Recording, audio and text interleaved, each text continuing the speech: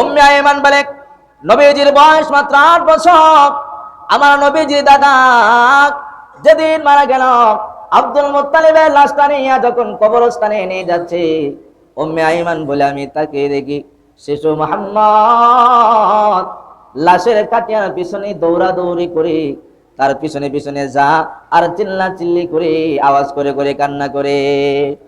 নবীজি ডাক দিয়ে বলে, বাবার চেহারাটা কোনোদিন দেখি নাই, 6 বছর বয়সে মা হারাইলাম, বাবার আদর পাইলাম না, মার আদর থেকে বঞ্চিত হয়ে গেলাম।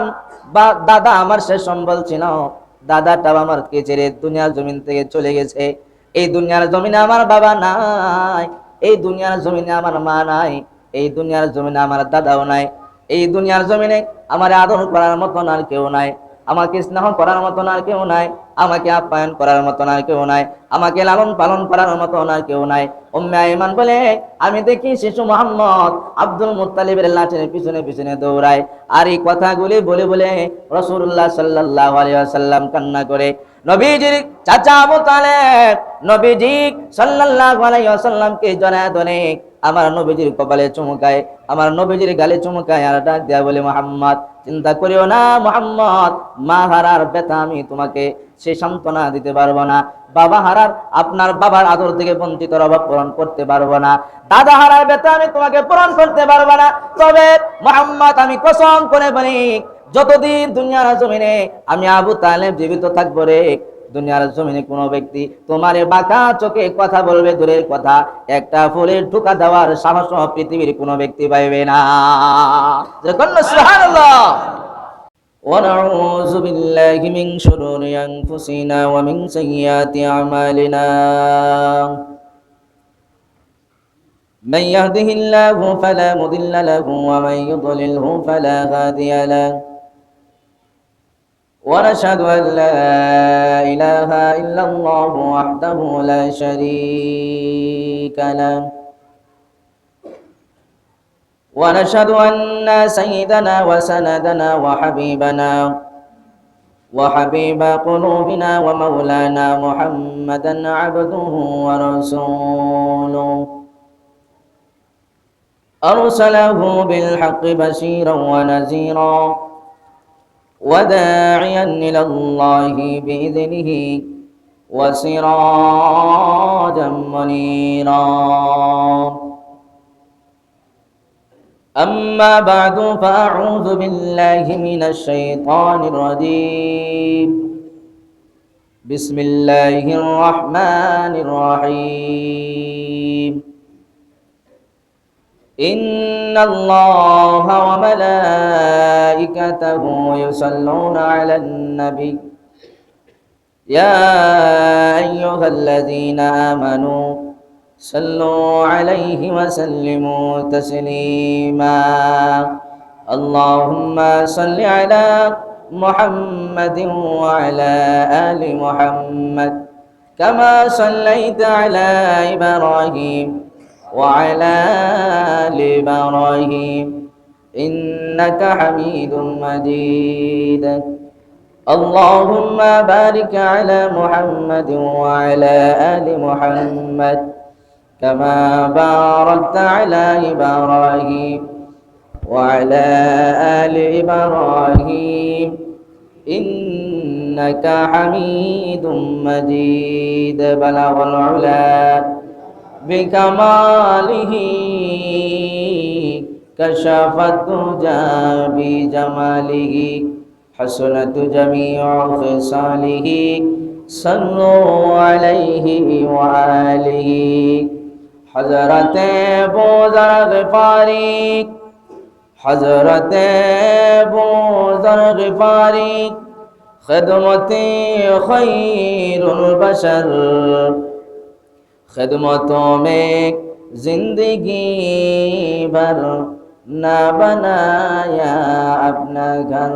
بلغ العلا بکمالہ کشف الدجى بجمالہ حسنت جميع خصاله صلوا عليه وآله. الحمد لله আল্লাহ জাল্লা জালালুহুর দরবারে অসংখ্য অগণিত শুকর ও সুজুদ যে মহান সুবহানাহু ওয়া তাআলা আমাকে আপনাকে মহব্বত করে ভালোবেসে পবিত্র জুমার দিনে জুমার নামাজ আদায়ের লক্ষ্যে দুনিয়াবি সমস্ত ঝামেলাকে অপেক্ষা করে আল্লাহর ঘর মসজিদে বসে নামাজের পূর্ব মুহূর্তে কোরআন ও হাদিসের আলোচনা বলা শোনার জন্য যে মহান মালিক কবুল করেছেন, অন্তরের অন্তঃস্থল থেকে সকলেই শুকর আদায় করি আলহামদুলিল্লাহ। লাখো কোটি দরুদ ও সালাম মানবতার মুক্তির দূত মুহাম্মাদুর রাসূলুল্লাহ, সকলেই পড়ি সাল্লাল্লাহু আলাইহি ওয়াসাল্লাম। সম্মানিত হাজিরিন, আমরা নবীজি সাল্লাল্লাহু আলাইহি ওয়াসাল্লামের জীবন বৃত্তান্ত নিয়ে জুমাগুলিতে আলোচনা চলমান। সেই ধারাবাহিকতায় আজকের জুমাতেও নবীজির কিছু জীবন বৃত্তান্ত আলোচনা। ১৫০০ বছর আগে নবীজি সাল্লাল্লাহু আলাইহি ওয়াসাল্লাম একটি হাদিস উপস্থাপন করেছেন, যে হাদিসের মধ্যে নবীজি জানিয়েছেন পৃথিবীর জমিনে আল্লাহ পাক রব্বুল আলামিন ঈমানদারদের ঈমানি পরীক্ষা নিয়ে থাকেন, আর সকলের পরীক্ষা যার ঈমান যত মজবুত আল্লাহর পক্ষ থেকে ঈমানি পরীক্ষাটাও ততটা কঠিন হয়।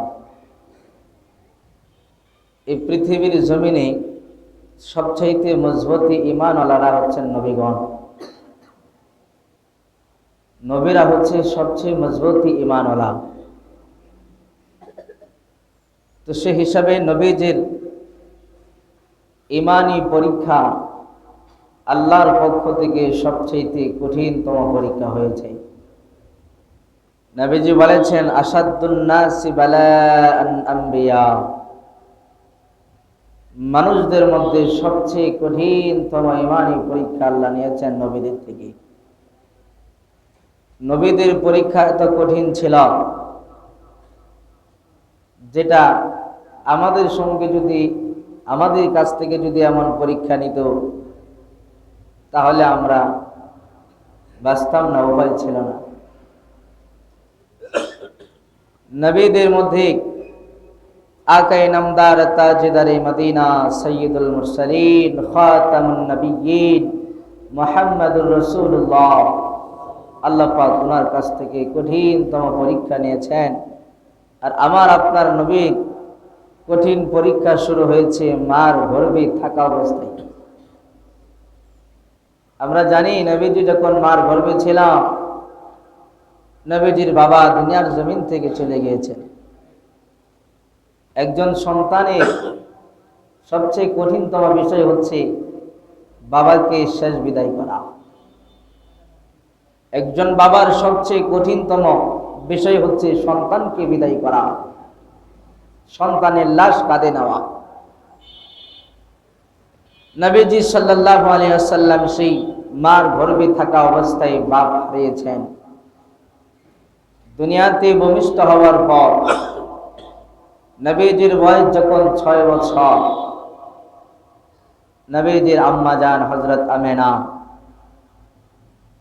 আবওয়া নামক জায়গায় নবীজি সাল্লাল্লাহু আলাইহি ওয়াসাল্লামকে চিরতরে এতিম বানিয়ে দুনিয়ার জমিন থেকে চলে গেছেন।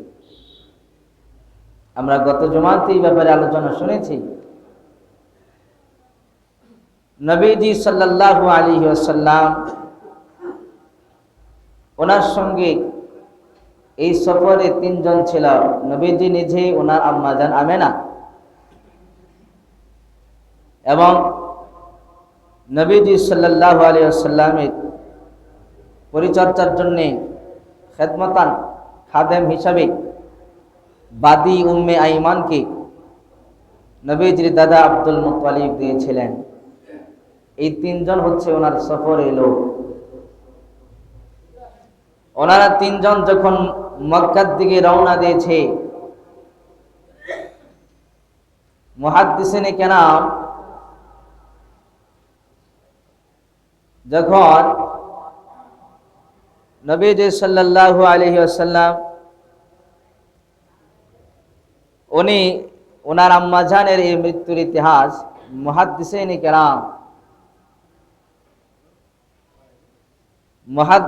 কেরাম বলেছেন যে ওনার দুইটা মন্তব্য এখানে এসেছে, দুইটা বাণী এখানে এসেছে। নবীজির আব্বাজানের কবর জিয়ারত করে আসার পথে ওনার আম্মাজান ইন্তিকাল করেছেন।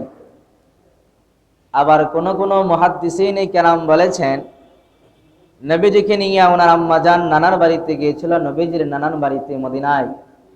সেখান থেকে আসার পথে আবওয়া নামক জায়গায় ওনার আম্মাজান অসুস্থ হয়ে দুনিয়ার জমিন থেকে চিরতরে চলে গিয়েছেন। এই দুইজনেই ছিল। নবীজির আম্মাজান ইন্তিকালের পূর্বে বাদী উম্মে আইমানকে ডেকে বললেন যে আমার শিশু বাচ্চা, এখানে তার বাবা নাই, তার মা নাই, তার আপনজন, তার বংশীয় কেউ নাই। আমার সন্তান তোমার কাছে আমানত দিয়েছি, এই আমানতকে তার দাদার হাতে তুলে দিবা, যেন তার কোনো ক্ষয়ক্ষতি না হয়, কোনো বিপদ যেন না আসে। উম্মে আইমান স্বীকারোক্তি দিলেন নবীজির মা দুনিয়ার জমিন থেকে চলে গিয়েছে। নবীজি সাল্লাল্লাহু আলাইহি ওয়াসাল্লাম নিজে ওনার আম্মা জানের দাফনের ব্যবস্থা করলেন। নবীজির বয়স 6 বছর। এই 6 বছর বয়সী একটা বাচ্চা, তার মা দুনিয়ার জমিন থেকে চলে গেল, নিজেই দাফনের ব্যবস্থা। কতটা হৃদয় বিদারক একটা পরিস্থিতি সেই অবস্থার মধ্যে ছিল। সম্মানিত হাজিরিন, নবীজি সাল্লাল্লাহু আলাইহি ওয়াসাল্লাম এখনো পর্যন্ত মক্কায় আগমন ঘটে নাই। এই দিক দিয়ে আব্দুল মুত্তালিব নবীজির দাদা পেরেশানির মধ্যে আছেন, কেন আসে না। বারবার মদিনার পথের দিকে তাকিয়ে থাকে, কখন আমার কলিজা, কখন আমার নয়ন, কখন সেই শিশু মুহাম্মদ আমার কুলে ফিরে আসবে। সে অপেক্ষায় অপেক্ষমান। বারবার মদিনার রাস্তাগুলির দিকে আব্দুল মুত্তালিব তাকিয়ে থাকে। সম্মানিত হাজিরিন, উম্মে আইমান রাসূলুল্লাহ সাল্লাল্লাহু আলাইহি ওয়াসাল্লামকে নিয়ে মক্কার উদরে রওনা দিয়েছেন। হযরত আব্দুল মুত্তালিব তাকিয়ে দেখে যে দুইজনের একটি কাফেলা আমার বাড়ির দিকে আসতেছে। কিন্তু উনি চিন্তা করলো আমার তো লোক হচ্ছে 3 জন, এখানে দেখা যায় 2 জন। উনি চিন্তা করলেন এটা কি আমারই সেই কাফেলা নাকি অন্য কেউ। তো ভাইরা আমার, আব্দুল মুত্তালিব এরপরেও দাঁড়িয়ে আছে। নবীজি সাল্লাল্লাহু আলাইহি ওয়াসাল্লাম যখন কাছাকাছি চলে গেলেন, নবীজি সাল্লাল্লাহু আলাইহি ওয়াসাল্লাম এবং উম্মে আইমান দুইজনকে দেখি আব্দুল মুত্তালিবের মাথায় আসমান ভেঙে পড়ল। কি হলো? 3 জন ছিল, 2 জন কেন? কোনো ঘটনা ঘটছে কিনা, কোনো সমস্যা হয়েছে কিনা, নানান কিছু বিষয় ওনার মাথায় ঘুরপাক খাচ্ছে।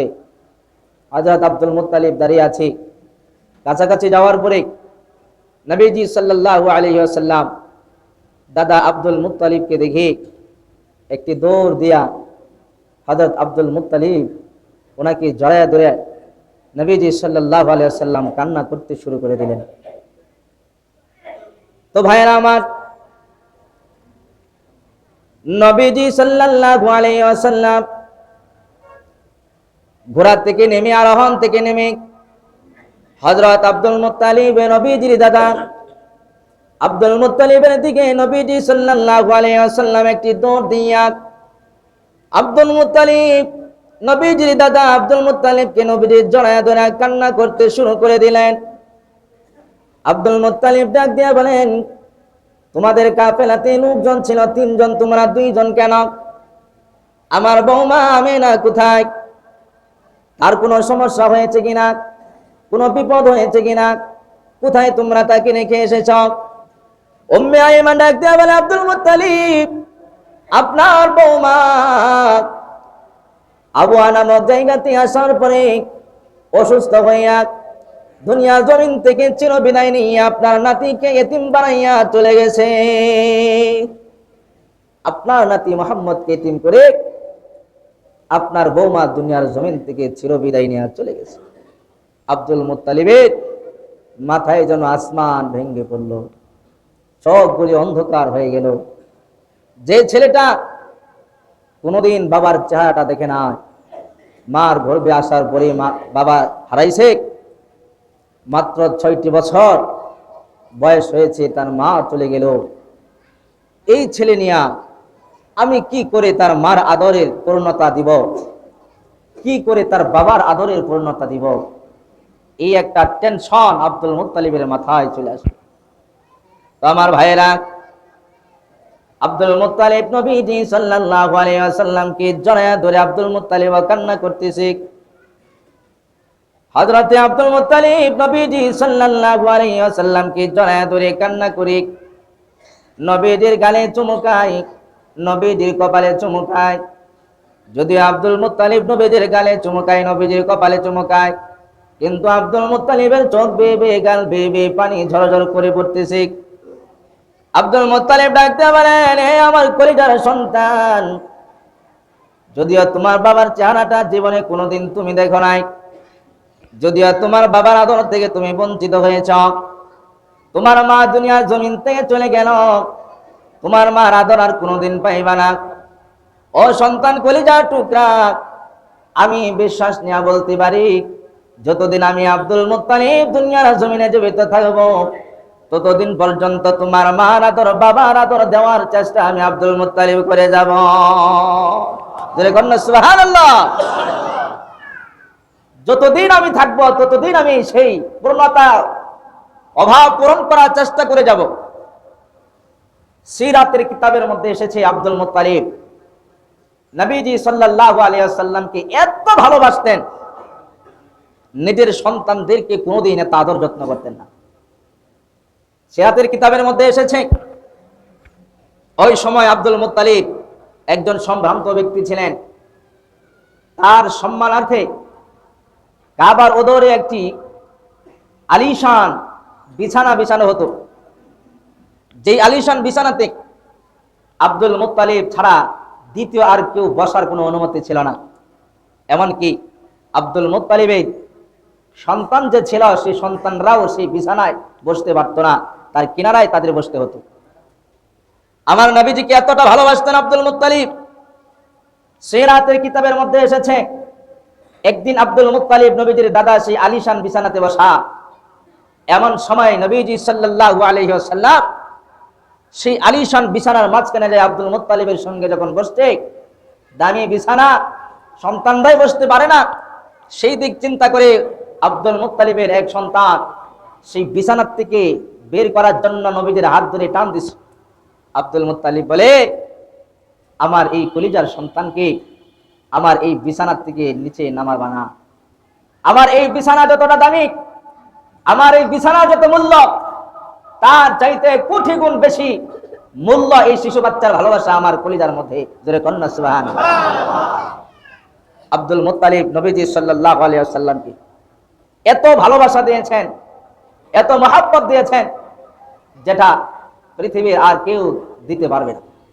তো ভাই আমার, নবীজি সাল্লাল্লাহু আলাইহি ওয়াসাল্লাম ওনার বয়স যখন 8 বছর হলো, আব্দুল মুত্তালিব অসুস্থ হয়ে পড়লেন। আব্দুল মুত্তালিব অসুস্থ হওয়ার পরে উনি বুঝতে পারলেন যে হয়তোবা আমি দুনিয়ার জমিন থেকে চলে যাব, এই জমিনে হয়তোবা আর বেশি দিন আমি টিকব না।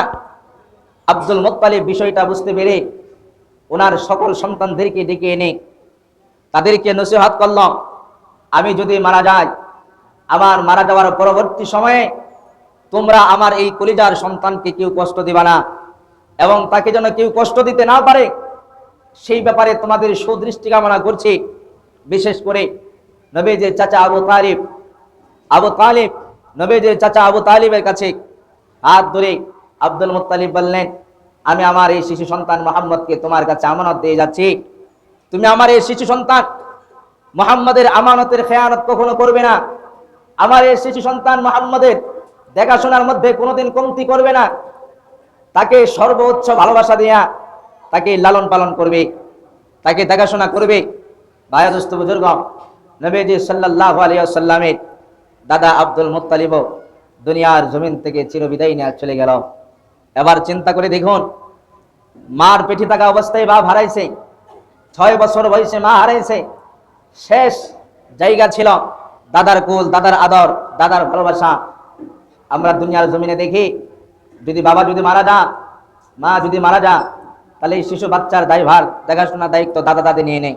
আমাদের সমাজে চলমান, আমরা দেখি দাদা দাদি তাকে আদর যত্ন করে বড় করে।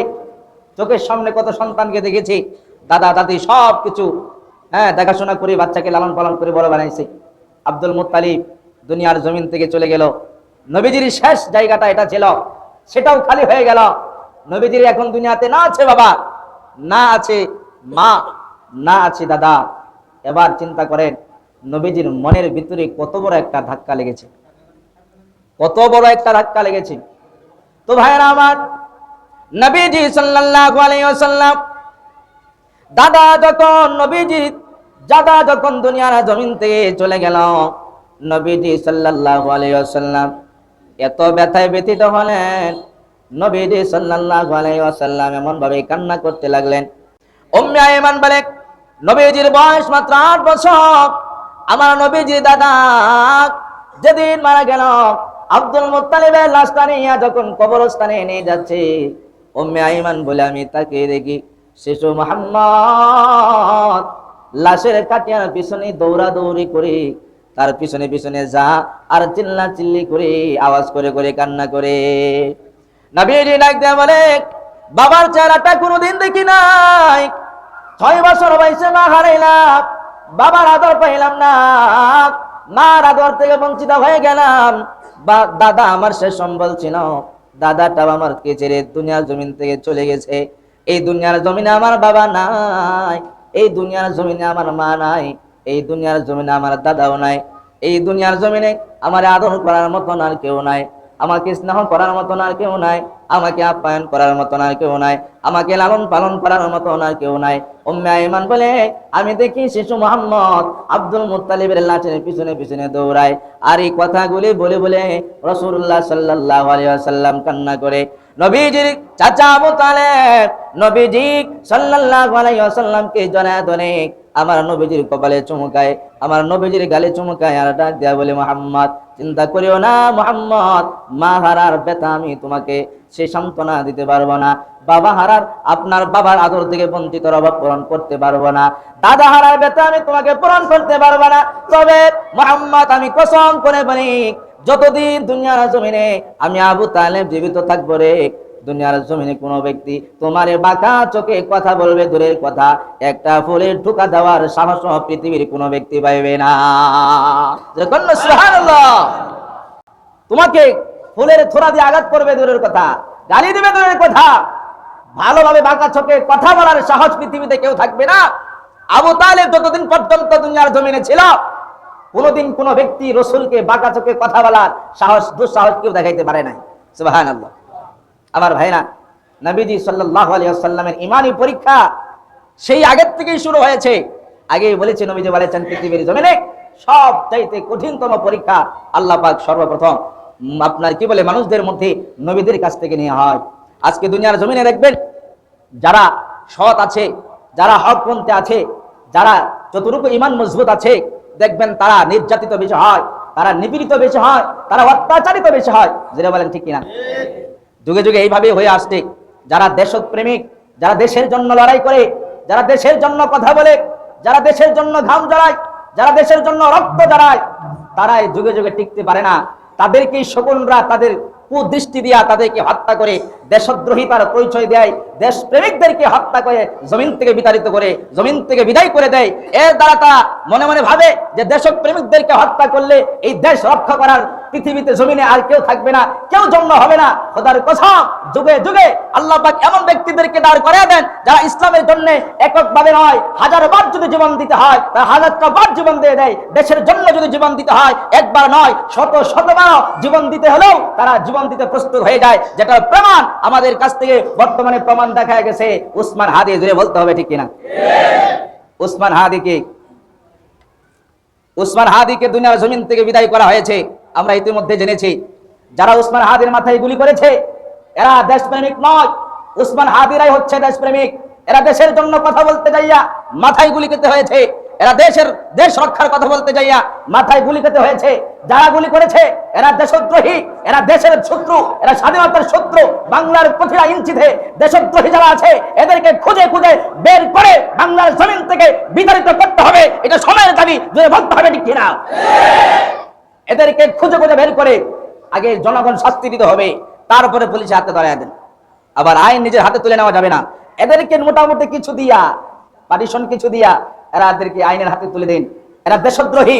যারা হাদিদের মতন সূর্য সন্তানকে হত্যা করে এরা দেশপ্রেমিক হতে পারে না, এরা দেশের স্বার্থে এরা এই লড়াই করতে পারে না। এদেরকে বাংলার জমিন থেকে চিহ্নিত করে এদেরকে যারা সহযোগিতা করেছে তাদেরকেও দেশ থেকে বিতাড়িত করতে হবে। জোরে বলতে হবে ঠিক কিনা?